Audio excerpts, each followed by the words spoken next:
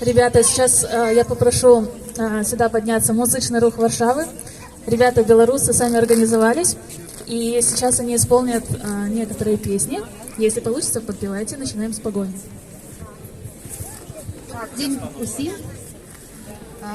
Давайте сегодня еще раз вот такие сонячные, але холодный день.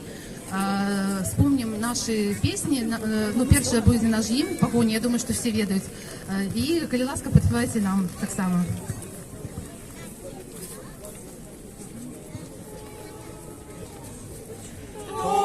Тільки в серці тривожним почую за країну радімую жах. Вспомню вострую браму святую и вояков на грозных конях.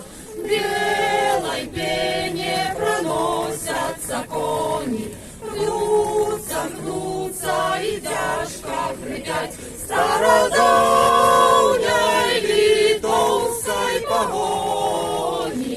Не разбить, не спынить, не стримать стародавней литовской погони. Не разбить, не спынить, не стримать. У безмерную даль вы летите, а за вами пред вами воды. Вы за ким у погоню спешите, где шляхи ваши идут и куды? Вояны Беларусь понеслися за своими детьми навздогон, что забыли тебе, отреклися, продали и отдали в полон, что забыли тебе, отреклися, продали и отдали в полон. Бейте в сердце их, бейте мечами, не давайте чужинцами быть. Хай почуют, як сердца ночами, а в родимой сторонце болит. В белой пене проносятся кони, гнутся и тяжко хрипят стародавней литовской погони. Не разбить, не спынить, не стримать стародавней литовской погони. Не разбить, не спынить, не стримать. Мать родная, мать краина, не услышится в этой воле. Ты пробачь, ты прими своего сына, за тебе я умерти дозволь. Все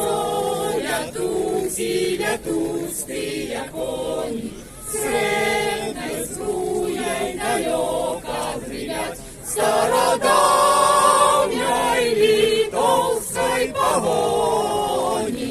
Не разбить, не спынить, не стримать стародавней литовской погони.